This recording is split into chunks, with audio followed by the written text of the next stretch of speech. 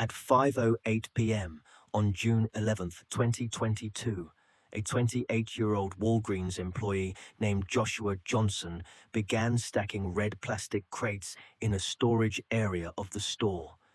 He stacked them methodically, one on top of another, higher than any employee had ever stacked them before, until the tower of crates completely blocked the view of a security camera pointed at the break room. Every manager and employee who later testified about this footage said the same thing. There was no reason to stack crates that high, no operational purpose, no inventory requirement, no task that called for it. 20 minutes later, a 17-year-old girl named Riley Whitelaw logged off her cash register and walked toward the break room for her scheduled break.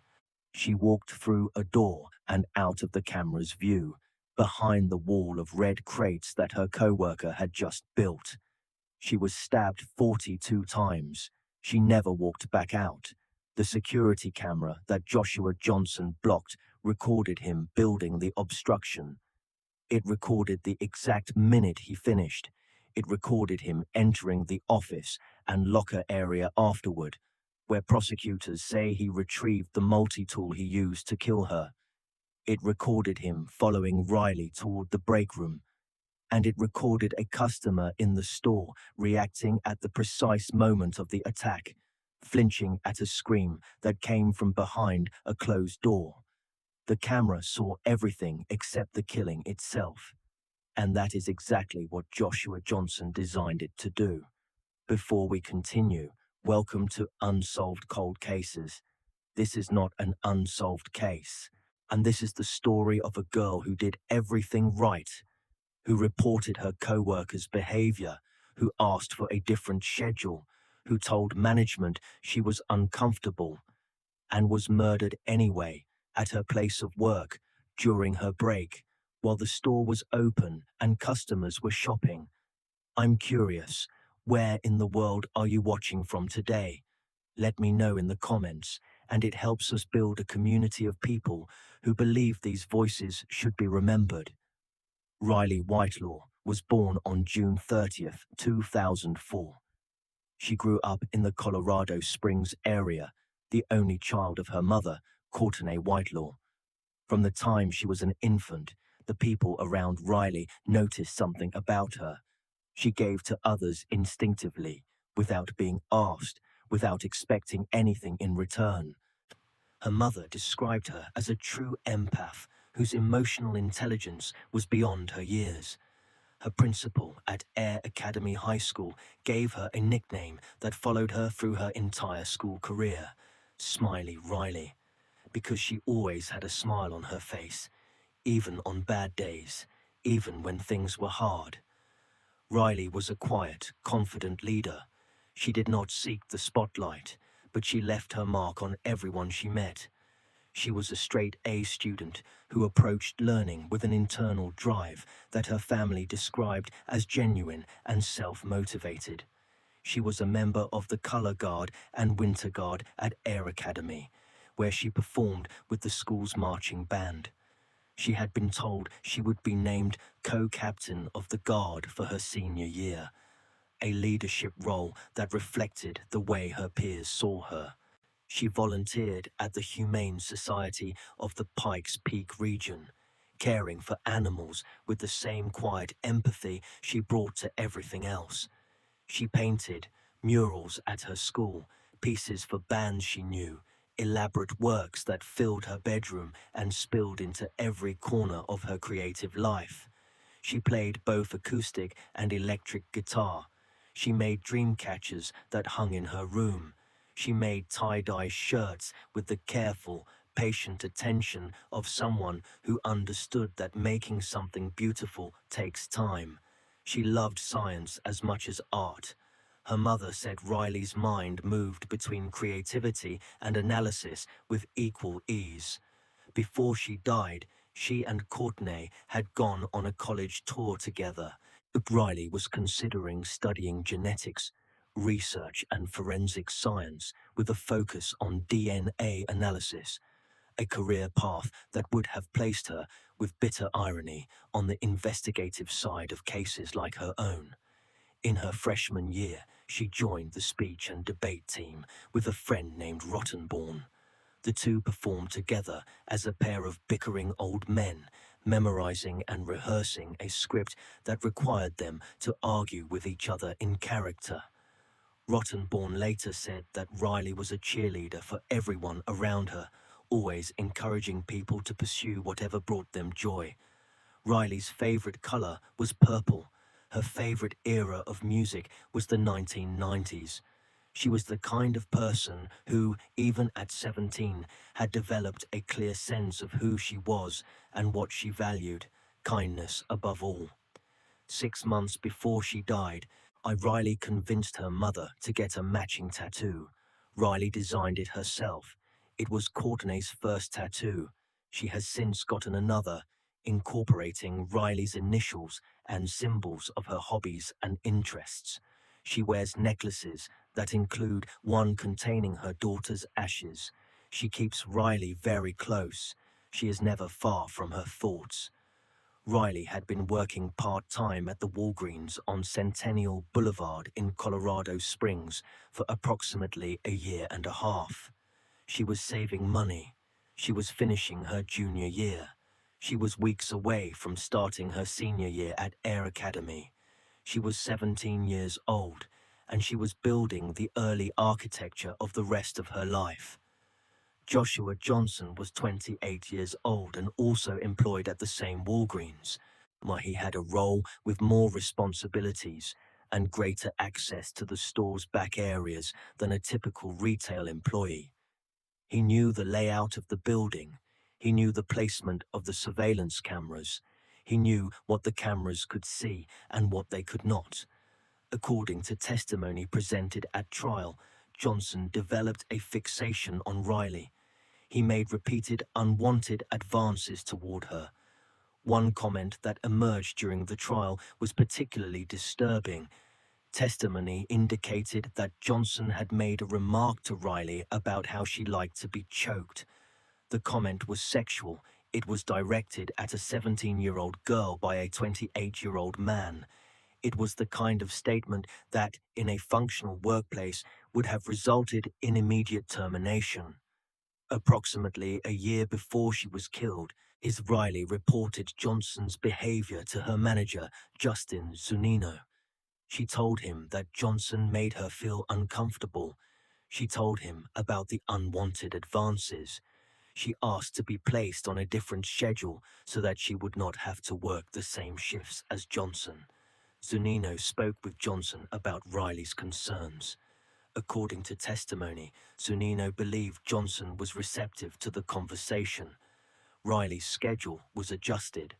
For a period of time, she and Johnson worked different shifts. The situation appeared to be resolved. A teenage girl had raised a concern, management had addressed it, and the problem seemed to have gone away. But then Riley asked for more hours. She was a teenager who wanted to earn more money, saving for the future she was building, the college she wanted to attend, the life she was designing for herself.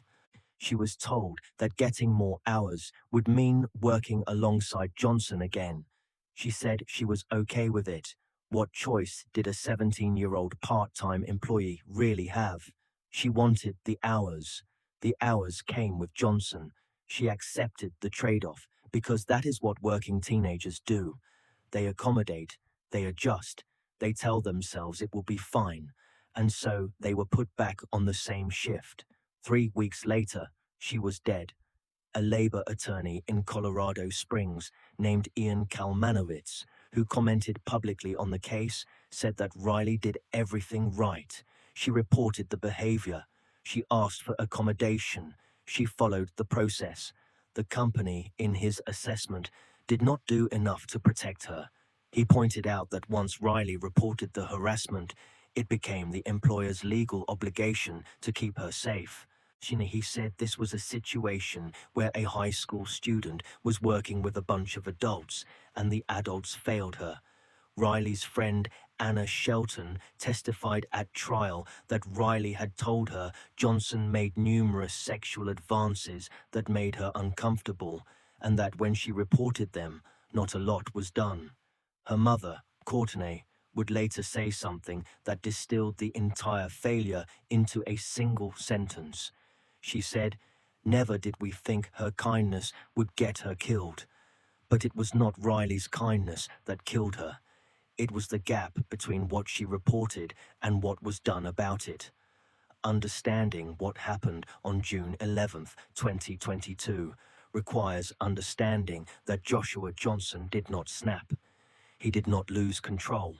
That he planned what he did with a level of deliberation that the prosecution described as 42 separate intentional acts. The number 42 appears twice in this case, once for the stab wounds and once for the prosecution's count of his deliberate preparatory actions. Both numbers are the same. Both numbers tell you what kind of killing this was.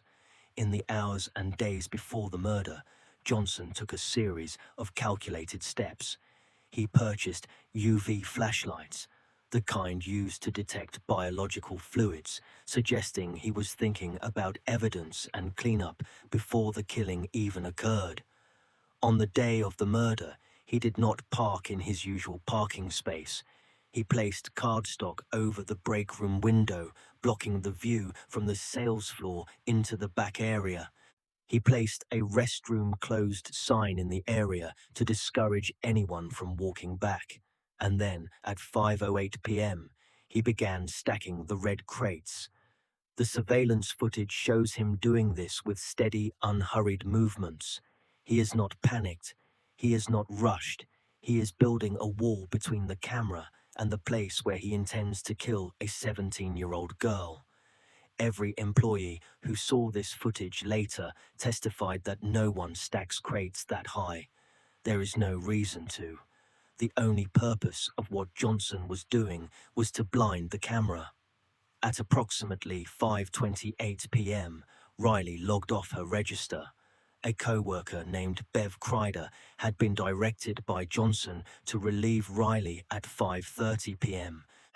Testimony that the prosecution argued demonstrated Johnson's intent to control exactly when Riley would be in the break room and ensure he would be there waiting.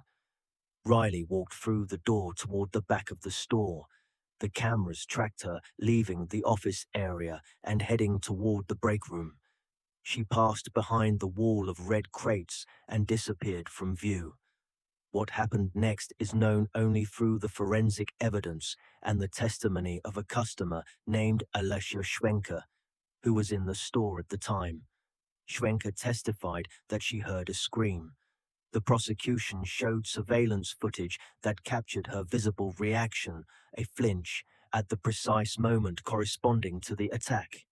In the break room, behind the blocked camera, behind the covered window, behind the closed restroom sign, Joshua Johnson stabbed Riley Whitelaw 42 times with a Gerber multi-tool. The wounds were concentrated on her face, chin, chest, arms, and hands. The wounds on her hands were consistent with defensive injuries. She fought back. The most fatal wounds were to her neck. The autopsy listed the cause of death as asphyxial wounding, meaning that the injuries to her neck caused a catastrophic loss of oxygen. She bled out on the floor of the break room of a Walgreens while customers shopped for vitamins and toothpaste 30 feet away. After the killing, surveillance footage captured Johnson leaving the break room area wearing a black hoodie. That hoodie was later found to be covered in blood. DNA analysis performed on Johnson's clothing found the blood of Riley Whitelaw. The match was confirmed to a deviation of 1 octillion. That is a 1 followed by 27 zeros. The Gerber multi-tool recovered at the scene tested positive for the DNA of both Johnson and Whitelaw.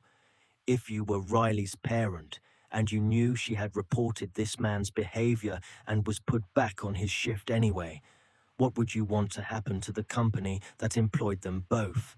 This is one of the most difficult questions in this case. Tell us in the comments. After leaving the break room, Johnson fled the store. He did not call for help. He did not alert a manager. He did not attempt to render aid to a 17-year-old girl who was lying on the break room floor. He did not call 911. He walked out of the building, got in his car, which he had deliberately parked in a different spot than usual, away from its normal location, and presumably to facilitate a faster escape, and drove south on a 25, away from Colorado Springs, away from the Walgreens, away from the body of the girl he had just killed. Inside the Walgreens, time passed. The store remained open. Customers continued to shop. No one in the front of the store had any idea what had happened in the back. A manager named Crystal Ishmael eventually noticed that Riley had not returned from her break. She mentioned it to Justin Zunino. Both Riley and Johnson were unaccounted for. Zunino went to look for them. He walked into the break room. He found Riley's body on the floor. There was blood everywhere, on the floor, on her clothes, on the walls. Bloodstain analysts would later identify spatter patterns consistent with repeated impact wounds. A fingerprint was lifted from a bloodstain found on a mop bucket in the room. Zunino immediately reviewed the surveillance footage. What he saw confirmed his worst fear. The footage showed Johnson stacking the crates, blocking the camera, and moving toward the break room shortly before Riley disappeared from view. He called police. The Colorado Springs Police Department responded to the Walgreens at Centennial Boulevard and Vindicator Drive shortly before 7 p.m. Crime scene investigator Alyssa Beresford arrived to document the scene and analyze blood patterns. Detectives Steve Alonzo and Mike Lee began building the case.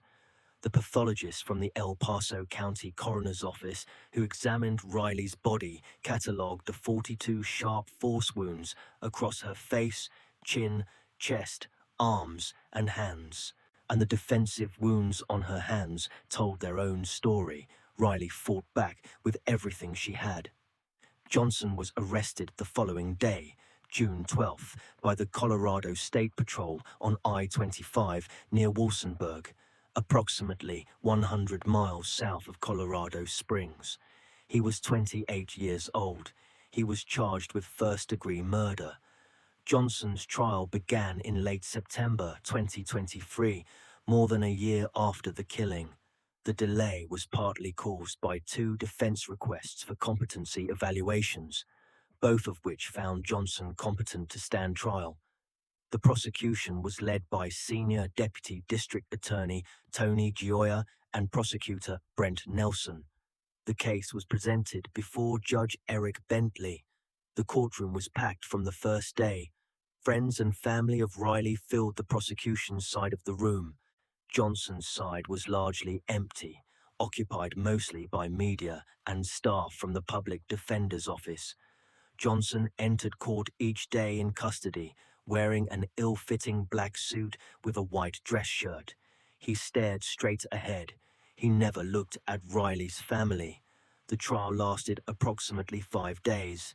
The prosecution's case was built almost entirely on the store's own surveillance footage and forensic evidence, a combination so overwhelming that the prosecutor described it as leaving no reasonable doubt. Gioia walked the jury through every minute of Johnson's movements on June 11th.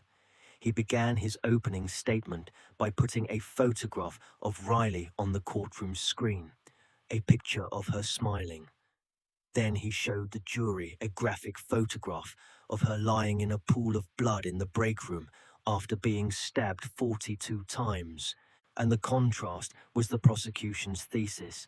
This is who she was, and this is what he did to her.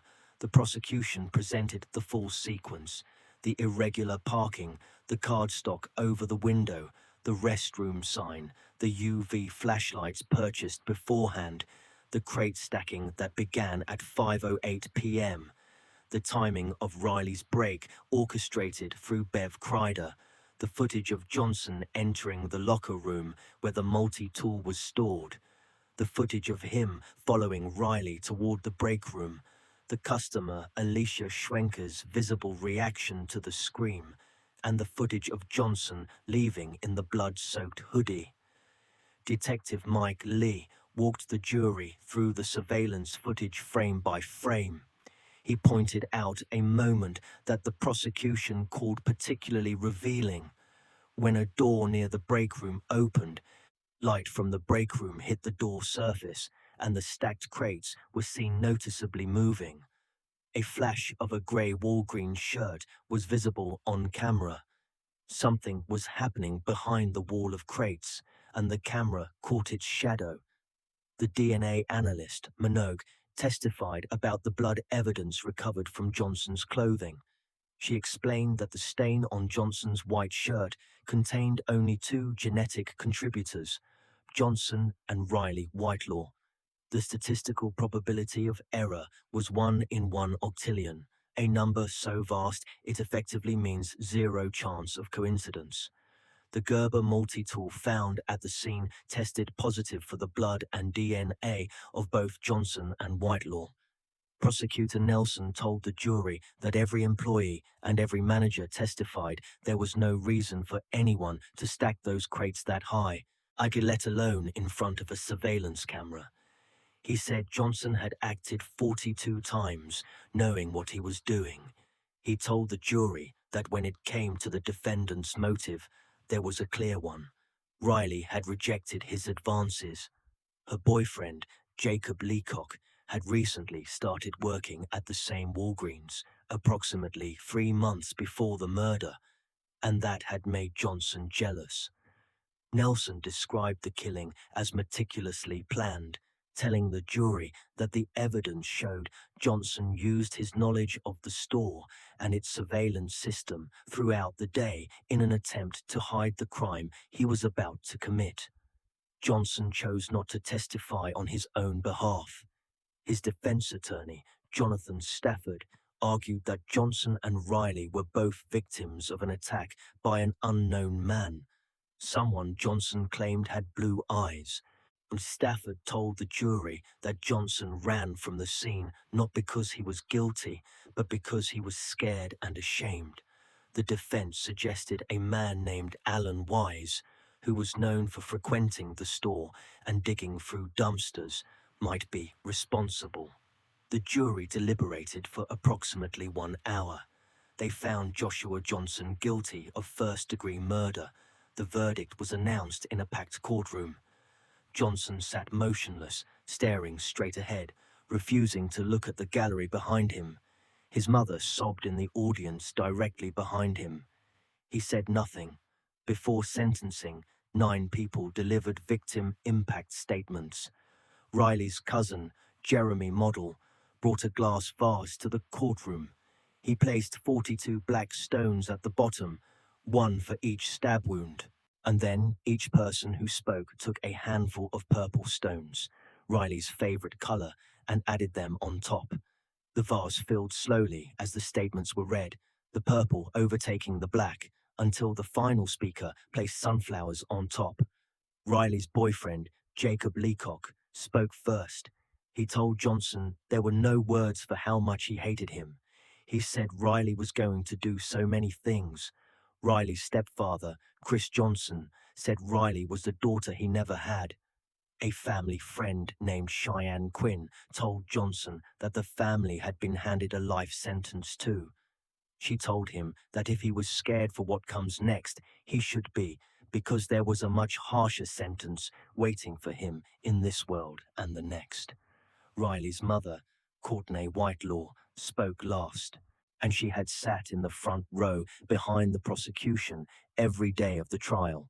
She told the courtroom that her daughter was smart, artistic, and loving, that Riley had taught her so much, that she was grateful to be her mom. She said, never did we think her kindness would get her killed. She said she would live for Riley and carry her for every moment of every day. Judge Eric Bentley sentenced Joshua Johnson to life in prison without the possibility of parole. In May 2023, Colorado Governor Jared Polis signed a new law that had been drafted in direct response to Riley's case. It is called Riley's Law. The legislation protects the identities of juvenile victims, witnesses, and their families in criminal proceedings, balancing the public's right to information with a family's right to privacy during the worst moment of their lives. Courtney called it Riley's halo because it was her daughter's extension of taking care of others, even after death. The Riley I. Whitelaw Memorial Fund became a registered non-profit in December 2022. It awards scholarships and art grants to graduating seniors at Air Academy High School. The fund has given out multiple scholarships and grants since its founding, all in Riley's name. The family's motto is "Kindness Matters," because that is who Riley was. Courtney paints rocks now.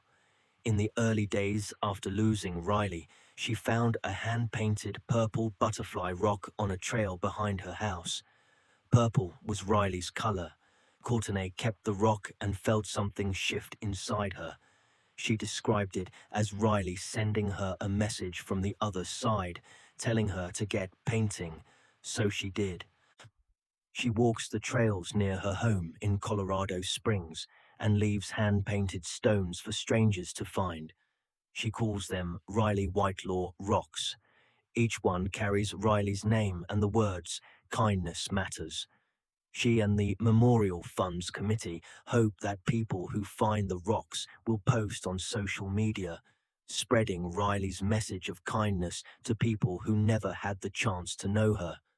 Courtney has said that in the very early days after the murder, she could feel Riley's presence. She described sitting on the edge of her bed, in the same spot where she and Riley always had their nightly check-ins. She said she felt Riley there, as if the routine they had shared for 17 years could not be broken, even by death. She said she knew very early on that Riley would never want the tragedy to take her down. And so she chose to carry on. A park bench was built in Riley's neighborhood. It sits there for anyone who wants to sit with Smiley Riley for a while. District Attorney Michael Allen said after the verdict, "Evil absolutely exists in this world, and it preys on the light of innocence and goodness that exists in people like Riley Whitelaw." Riley Whitelaw was 17 years old. She was a painter, a guitarist, a color guard member, a science student, a volunteer, an empath, and an only child who designed a matching tattoo for her mother. She reported the man who was harassing her. She asked for help. She did everything the system tells young women to do when they feel unsafe at work. The system told her it would be okay. She went back on the shift, and a 28-year-old man stacked red crates in front of a camera, uncovered the window with cardstock, hung a closed sign on the door, waited for her to walk into the break room, and stabbed her 42 times. The camera recorded him building the wall. It recorded the moment before. It recorded the moment after. The 42 seconds in between, the scream, the struggle, the defensive wounds on a teenager's hands, exist in a space the camera was deliberately prevented from seeing. But the jury saw it anyway, because the evidence Joshua Johnson created in trying to hide what he did is the same evidence that proved, beyond any doubt, that he did it. If you found this case important, do not forget to like the video and subscribe to the channel. We post crime case videos every night. Until next time, stay sharp, stay vigilant,